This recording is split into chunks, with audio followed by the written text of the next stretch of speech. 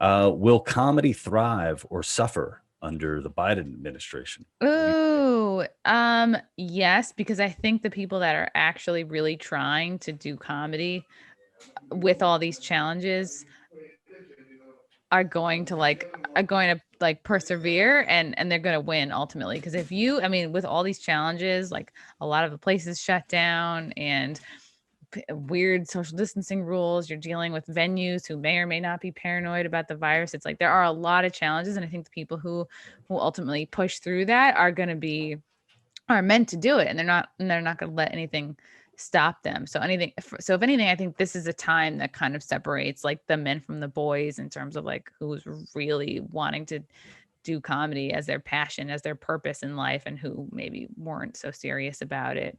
And yeah, I think there's an overall kind of waking up of human consciousness right now, and a lot of people are starting to see like the way we've been lied to over the years and what the realities are about our government, um, and like kind of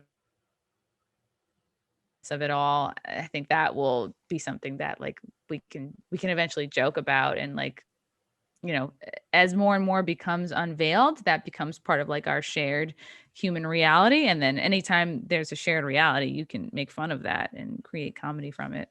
Yeah, and I think that with comedy, especially when it comes to like doing political comedy or satire or making fun of culture, um, hypocrisy is just it's just infinite. The amount of material, source material that you can have, and the fact that for what going on, maybe close to 20 years, people now have like a backlog of every single thing that they've said on social media.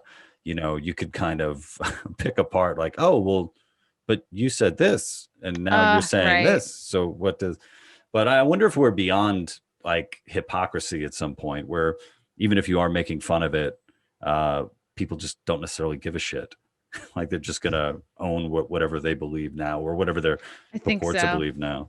Yeah, nobody wants to be told they're wrong or they're dumb. And it's so that's the most frustrating part of it, of like kind of the more truth you know, the more truth you want to spread and you want to like wake people up. You can't force that process. You just have to like get them to start asking questions, and then they kind of have to seek it out on their own and kind of do their own research. And like in order to do your own research, you have to be curious about it. Your mind has to be open to it. You can't like force anybody's mind open.